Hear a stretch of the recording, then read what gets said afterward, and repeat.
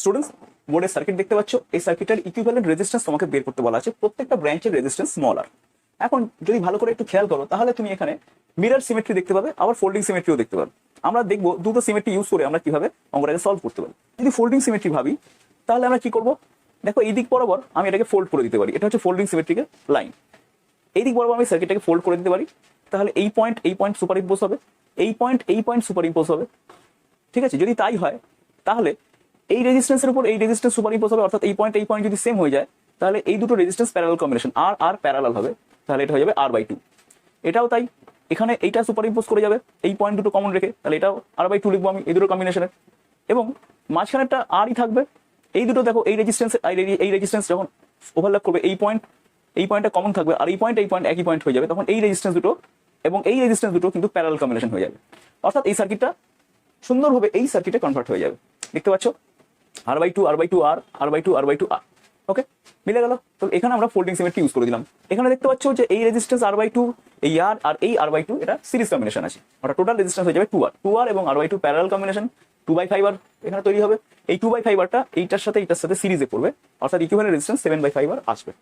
Mirror symmetry করলে কি বুঝতে হবে, দেখো এই দিক বরাবর সিমেট্রিক্যাল লাইন ড্র করলে পরে আমরা বুঝতে পারছি যে লেফট হ্যান্ড সাইডের যে সার্কিট আর রাইট হ্যান্ড সাইডের যে সার্কিট রয়েছে সেই সার্কিট দুটো একদমই সিমেট্রিক্যাল।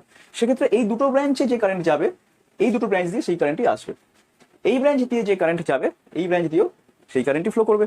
ওকে, বেশ, তাহলে সেটা যদি ভাবি আমরা ধরে নিচ্ছি দুটো ব্রাঞ্চে I এবং I কারেন্ট ফ্লো করবে, তাহলে টোটাল কারেন্ট 2I, এই ব্রাঞ্চে I ঢুকবে, টোটাল কারেন্ট 2I এখান থেকে বেরিয়ে যাচ্ছে। ওকে, এবার এই কারেন্টটাকে আমরা এই ব্রাঞ্চে সেম কারেন্ট যাবে, এই ব্রাঞ্চে ধরলাম X, তাহলে এই ব্রাঞ্চেও X ধরতে হবে।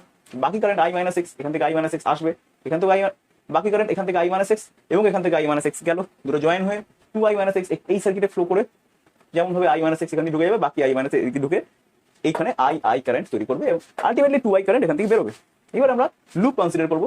তোমরা দেখতে পারো 1 2 3 4 এই লুপটা যদি কনসিডার করি তাহলে এখানে আমরা পেয়ে যাবো E = ধরলাম এই দুটো পয়েন্টের মধ্যে পোটেনশিয়াল ডিফারেন্স E, তাহলে E = পেতে পারি, দেখো এই ব্রাঞ্চ আমরা ইউজ করছি I × R X × R I × R, তাহলে এখান থেকে পেয়ে যাচ্ছি E = R কমন নিয়ে 2I + X।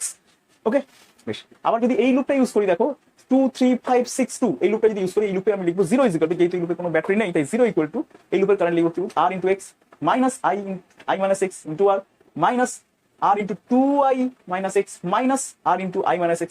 ঠিক আছে, এটা ইজ ইকুয়াল টু হবে 0 লিখেছি। এখান থেকে আমরা X আর I এর মধ্যে একটা রিলেশন বার করতে পেরেছি, সেই রিলেশনটা এই ইকুয়েশন আমরা বসিয়ে দিলে আমরা পেয়ে যাচ্ছি যে E = 14IR/5। এবার কারেন্ট তো 2I ছিল। ওকে, তাহলে এখানে যদি ইকুইভ্যালেন্ট রেজিস্ট্যান্স আমরা R ধরি তাহলে টোটাল E = কি আসবে 2I × R। ওকে, তাহলে সেই অনুযায়ী আমরা এখান থেকে 2I যদি আলাদা করে লিখি তাহলে পড়ে থাকে 7R/5, অর্থাৎ ইকুইভ্যালেন্ট রেজিস্ট্যান্স হবে 7R/5। তাহলে স্টুডেন্টস তোমরা দেখলে যে কিভাবে আমরা ফোল্ডিং সিমেট্রি আর মিরর সিমেট্রি দিয়ে অঙ্কটাকে সলভ করতে পারি। Students obviously folding symmetry use করলে আমরা অঙ্কটাকে খুব সহজেই করে ফেলতে পারবো। তো স্টুডেন্টস তোমরা এখানে কমেন্ট করে জানাও যে কোন প্রসেসটা তোমার কাছে বেশি সেন্স আনলো। ওকে, তো স্টুডেন্টস দেখা হচ্ছে নেক্সট ভিডিওতে।